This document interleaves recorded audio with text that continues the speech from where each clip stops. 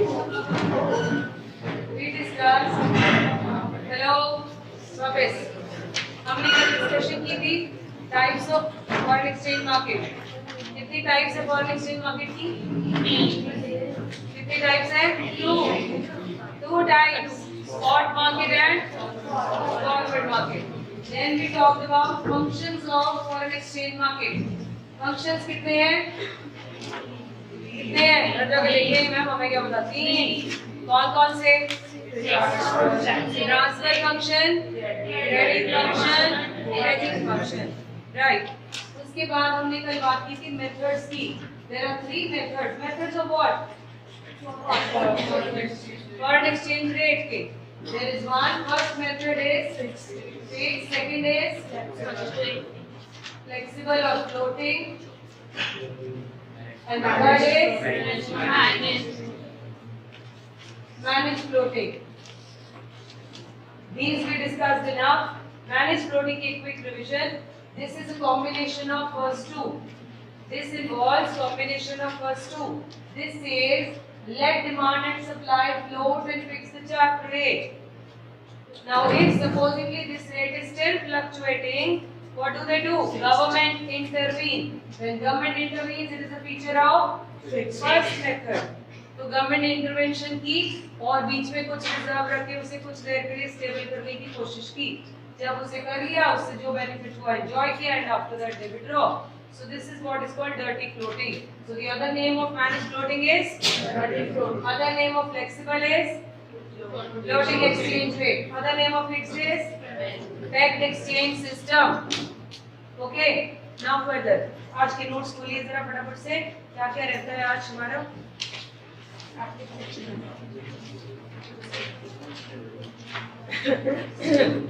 Reach to page number 11.10. Appreciation and depreciation का impact क्या होगा हम कर चुके हैं। सबसे पहला शुरू यहाँ से किया था। If currency is appreciating, it will impact on imports and export. करा था? ऐसे दूसरे पेज पे लिखा डेप्रिसिएशन के impact 11.11. This we have done it. Okay? Turn the page.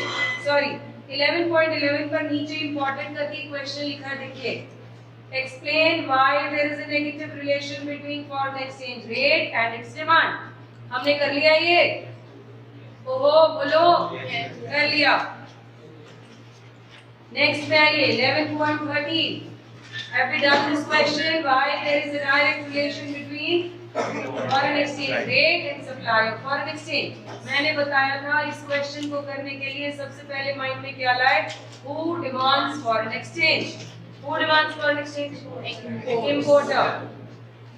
So when importer demands foreign exchange, फिर चेक किया कि उनकी करेंसी अप्रिशिएट हो रही है या नहीं। अगर वो स्ट्रांग हो रहे हैं तो हम वीक होने का मतलब डेप्रिशिएट हो रहे हैं। अगर हम डेप्रिशिएट हो रहे हैं तो इंपोर्ट्स बढ़ते हैं कि कम होते हैं? कम होते हैं, तो demand to foreign exchange falls. उसका वाला सारा स्टोरी एंड सप्लाई में वाइस वर्सा। रीच टू 11.14 मिल गया? ओके।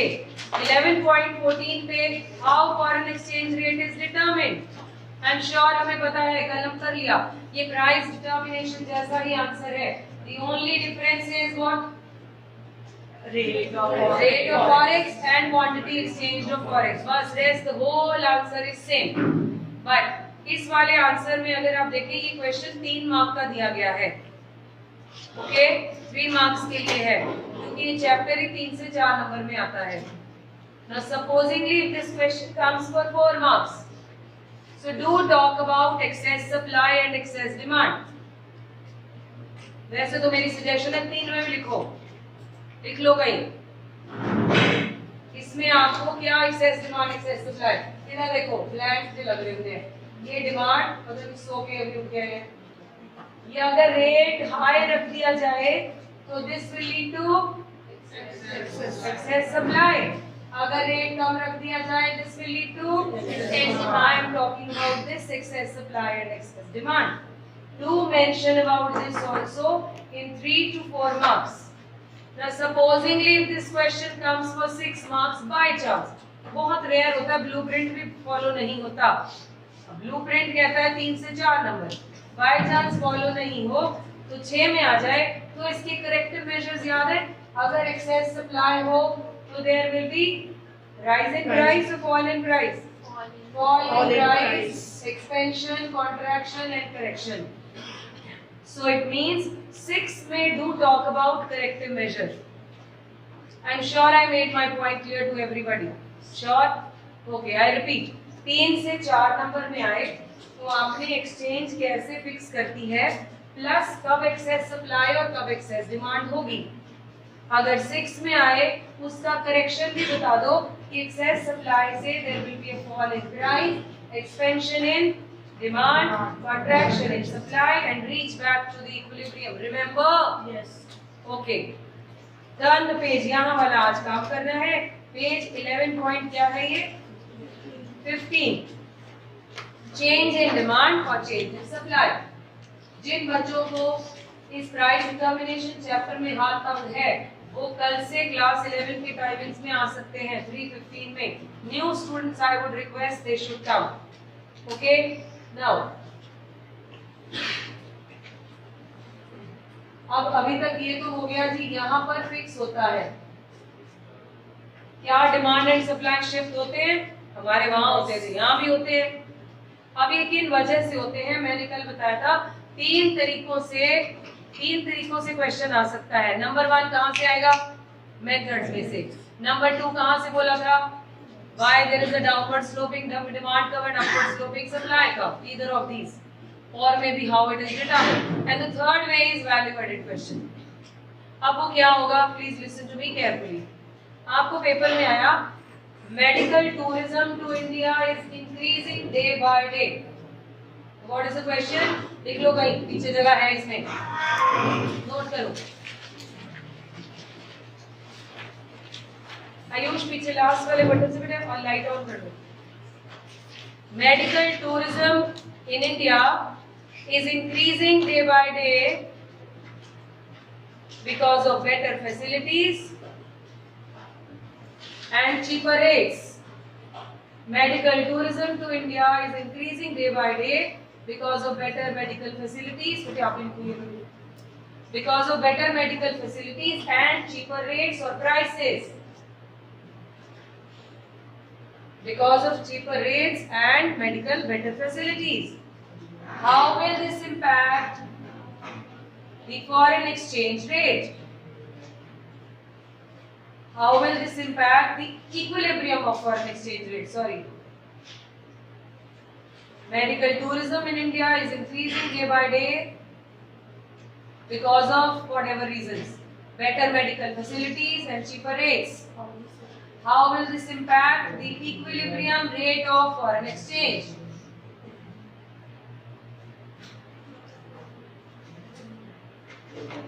ओके हो गया। अब आपने मुझे इसमें ये बताना है और वहां भी यही सोचना है कि ये जो स्टेटमेंट है ये डिमांड को शिफ्ट करने वाली है या सप्लाई को। सोच के बताते जाइए। पीछे वालों, मेडिकल टूरिज्म इंडिया में बढ़ गया। क्या होता है मेडिकल टूरिज्म? लोग मेडिकल ग्राउंड्स पर इंडिया में मेडिसिन ट्रांसप्लांट और पता नहीं क्या क्या कराने आते हैं। तो इससे ऐसा होने से क्या डिमांड ऑफ फॉरेन एक्सचेंज बढ़ती है या सप्लाई ऑफ फॉरेन एक्सचेंज? क्योंकि जब वो वहां से आएंगे they bring foreign exchange, so supply of foreign exchange will shift rightward और leftward? Rightward. So I will shift the supply to rightward. अब यहाँ क्या क्या लिखना है, वहां तो था कंपटीशन अमंग्स दिस दैट, यहाँ क्या है, लेट्स अंडरस्टैंड। सिंपल आंसर है। सबसे पहला काम तो आधा काम हो गया, लोकेट कर लिया, बोले नहीं भाई। अब हुआ क्या, इस रेट पर एक्सेस सप्लाई हो गई। एग्री? यस और no? Yes. Excess supply which is equal to EZ। अब वही बात, excess supply will always lead to fall in the rate of foreign exchange. Excess supply से क्या होगा भाई? एक्सेस सप्लाई में फॉरेन एक्सचेंज का रेट कम हो जाएगा। उनके रेट के कम होने से देखिए, अब हमने बाकी सब कुछ नहीं बोलना, हमने सिर्फ वहां तक लेकर जाना है कि हम पर क्या इफेक्ट होगा। अब अगर वो वीक हो रहे हैं तो हम क्या होंगे? स्ट्रॉन्ग मीन appreciate की depreciate. So our domestic currency will depreciate. यहाँ तक आंसर is enough. क्योंकि ultimately what do we wanted to know that हमारी करेंसी पर इम्पैक्ट क्या होगा? किसी को कोई ट्रबल हुआ क्या? जब सप्लाई हम कुछ गड़बड़ नहीं कर रहे, मैंने डिमांड हाँ सप्लाई शिफ्ट किया, excess supply will lead to, ठीक है हम अप्रिशिएट हो रहे हैं, ओके ओके ठीक है बिल्कुल ठीक है। हाँ जी कोई कंफ्यूजन तो नहीं इसमें? अगला क्वेश्चन आता है क्या बच्चे? बनाना बोलना क्या पता चल गया? बस बनाना लिख लो बच्चे, बना लो मर्जी है तुम्हारी, इतना लिख लो what will shift in this case SS will shift rightward. Mike लगाई ओके वाह जैसे बेटे वहां से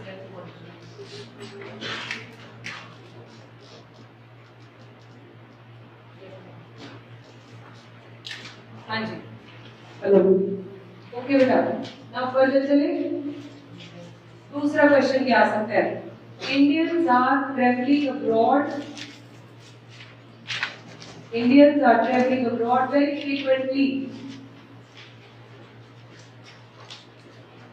ऐसी ही कुछ language, Indians are travelling abroad very frequently, how will this impact the rate of foreign exchange? Indians are traveling abroad very frequently. How will this impact the rate of foreign exchange? ठीक है shift करेगा demand कैसे? पहले लिख लो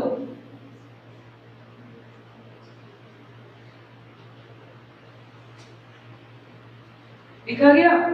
अब जब यहाँ से इंडियंस बाहर जाते हैं तो वो अपने साथ फॉरेन एक्सचेंज लेकर जाते हैं। Do you agree? Yes or no? Yes. So what do? They demand foreign exchange. So demand rightward जाएगी कि leftward? Rightward. Demand shift हो गई. Demand shift यानी इस रेट पर excess demand हो गई. So the very first term which you are going to use is excess demand will always result into rise in the rate. Can you see? Rate is rising. किसका? वो क्या हो गए? Strong हो गए। हम क्या हो गए फिर? वीक का मतलब क्या होता है? दिया था depreciated. Any problem? More FDI is coming to India because of latest policies. Third question. Shifting to same ही बस ये लिखो क्या शिफ्ट होगा? More FDI is coming to India because more FDI is coming to India because of latest policies या new updated policies, कुछ भी हो सकता है। इससे क्या होगा? सप्लाई बढ़ जाएगी। बस बाकी आंसर हमें पता है।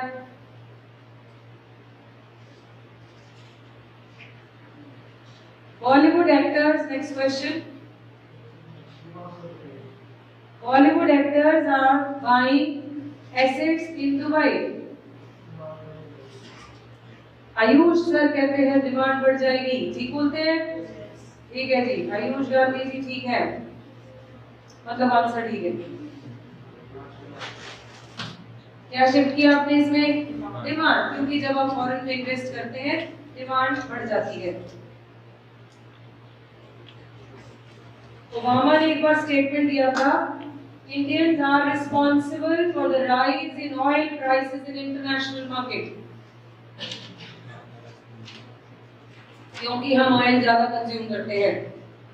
आप तो ब्रेड लैग भी कार से जाते हैं, मंदिर भी जाना हो तो गाड़ी में जाते हैं, पैदल पैदल कोई मतलब नहीं। ओबामा की स्टेटमेंट थी, ट्रम्प भी यही कहता है, हम जो रोते हैं ना हमारे हमें पेट्रोल ज्यादा महंगा पड़ गया, we are responsible. International market में वी आर फेमस, इसलिए हमारी वजह से इंटरनेशनल मार्केट में, क्योंकि हम ज्यादा डिमांड करते हैं तो प्राइसेस तो बढ़ने ही है। So they say India is responsible for rise in oil prices in the international market. My question, when we import oil, देखो India is importing more oil than before, India is importing more oil than before, how will this impact the equilibrium rate of exchange? Oil or gold? कुछ भी लिखा हो सकता है। Okay, क्या होगा जी इससे? डिमांड बढ़ रही है कि सप्लाई? सप्लाई बढ़ रही है, सप्लाई ऑयल की बढ़ रही है, डिमांड बढ़ रही है। डिमांड आई मीन जब पे करना है तो डिमांड बढ़ रही है। Import means demand. सो ये क्या शिफ्ट करेगा? बस कुछ ऐसे ही क्वेश्चंस होंगे। मैंने सैंपल दे दिए, कुछ टेस्ट में भी आ जाएंगे, कुछ एंड में जनवरी में जो असाइनमेंट्स होगी उनमें भी आ जाएंगे। हाँ जी, क्या हो सकता है? अकेला डिमांड पूछता तो इंपोर्टर एक्सपोर्टर हैंडल बोलते हैं, लेकिन जब इक्विलिब्रियम रेट बोलेगा तो excess supply and excess demand responsible. मोटा मोटा व्हाट माय ट्राइंग टू से, हेलो अब ध्यान से सुनो। इसका मतलब जब हमारे पास, मेरा अंदाजा है, आप देखो वेदर आई एम राइट और रॉन्ग, मैंने दोनों बना रखे हैं यहाँ। इसका मतलब मैं ये कहना चाहती हूँ, जब हमारे पास फॉरेन एक्सचेंज इनफ्लो होता है, हम एप्रिशिएट हो रहे हैं कि डेप्रिशिएट? हम स्ट्रांग होते हैं। Why there is a need to accumulate foreign exchange? पूछ रहे थे, रिजर्व रखने की क्या जरूरत है? मोर फॉरेन एक्सचेंज इनवाइट करना क्यों इंपॉर्टेंट है? क्यों मोदी जी जगह जगह घूम के फॉरेन एक्सचेंज मांग रहे हैं? क्योंकि more flow foreign exchange makes us stronger than before. मोटी बात है। अगर देखो सिंपल रूल, अगर तो सप्लाई ऑफ फॉरेन एक्सचेंज बढ़ रही हो तो एंड रिजल्ट क्या होगा? हम अप्रिशिएट होंगे। अगर हमारे से यहाँ से बाहर जा रही हो तो हम अप्रिशिएट होंगे। Okay, sure, right. आगे चलते हैं 11.15 पर इंक्रीज इन डिमांड। अगर जनरली सीधा सीधा आ जाए increase in demand, you have the answer. The chances are very rare. ज्यादातर केसेस में वैल्यू एडेड ही आएगा, लेकिन आ जाए तो आपके पास आंसर है। Increase in demand, decrease in demand, increase in supply, decrease in supply. हो गया जी। अब आ जाइए 11.17 पर, last question of this chapter. Depreciation versus devaluation, दोनों ही डी से शुरू होते हैं, DE। What does this mean? Fall in the value of currency. दोनों ही, पहले इधर ध्यान दो, बाद में पढ़ लेना, नोट्स तुम्हारे पास ही घर जाके पढ़ो। दोनों ही केसेस में there is a fall in the value of currency. दोनों ही केसेस में डी हो रहा है ना, डिवैल्यूएशन, डेप्रिसिएशन। लेकिन फिर फर्क क्या? अगर तो ये डिमांड एंड सप्लाई की वजह से हो तो इस टर्म को क्या कहते हैं? डेप्रिसिएशन। यहाँ वर्ड क्या यूज कर रहे हो? Appreciation, depreciation. अगर ये गवर्नमेंट की वजह से हो, मॉनेटरी अथॉरिटीज की वजह से हो, तो इसको हम क्या कहते हैं? डिवैल्यूएशन। वो दोनों में एक ही चीज रही है। It means devaluation means fall in the value of currency due to government, and in this case fall in the value of currency due to market forces, demand and supply. Any problem? One happens in fixed method and the second happens in flexible. Now my question, paper में आ सकता है, क्या जो लोग, जो countries flexible method में होती हैं वो डिवैल्यूएशन नहीं कर सकती? कर सकती हैं। मैंने कब बोला नहीं कर सकती? हमने कहा if it is due to government the term will be used for devaluation. जो 91 में गवर्नमेंट ने किया था अपनी मर्जी से, अगर आप 11th की नोट्स बुक खोल लीजिए, उसमें टर्म यूज है devaluation of currency, not depreciation. Did you get that? If it is happening because of market forces, the term used will be depreciation. If in any case, in any of the method, if the devaluation of currency is happening due to government, what term you are going to use? Devaluation. I'm sure कोई rocket science नहीं है, ठीक है? Okay. So बस अब आप इसको learn कर लेंगे। 3 डिफरेंसेस आपको दे रखे हैं। किसी को यहाँ तक इस चैप्टर में कोई प्रॉब्लम, कोई तकलीफ, you can ask, only then I will move further. बोलो बोलो जल्दी।